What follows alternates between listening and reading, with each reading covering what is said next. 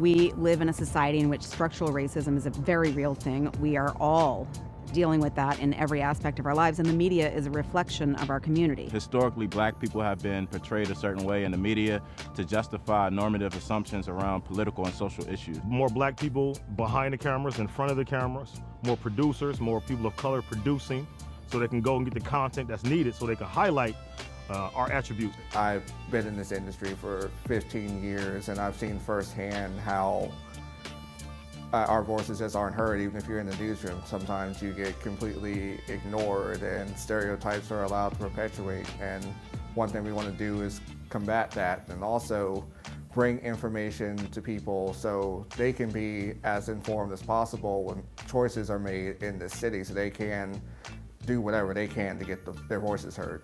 What I believe can be done about the situation is to have more people of color creating news stories.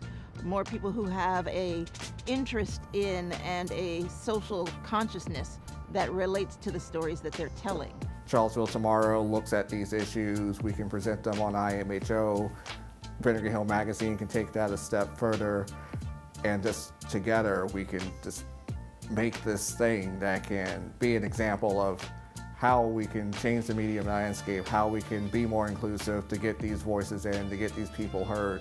That's just one thing that doesn't happen in so many places, and it's a shame.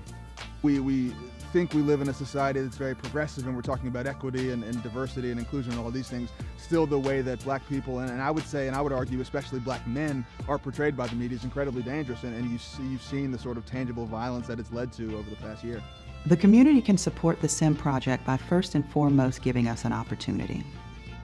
We understand that it can be difficult to give trust right now, especially considering the current social and political environment. But this project will only be as successful as the community allows it to be. And so we ask you to give us the opportunity to do the work, critique the work, and make sure that we stay in line with the vision.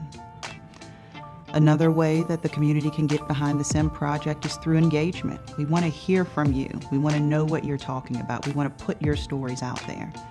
And so whether it's reading the articles written by Charlottesville Tomorrow or Vinegar Hill Magazine, or tuning in to In My Humble Opinion on Sundays on 101.3 Jams from noon to 3 p.m., either way, we want you engaged. We want you to be part of this. The community can also support the SIM project through funding. To learn more about how to support SIM, you can visit our website.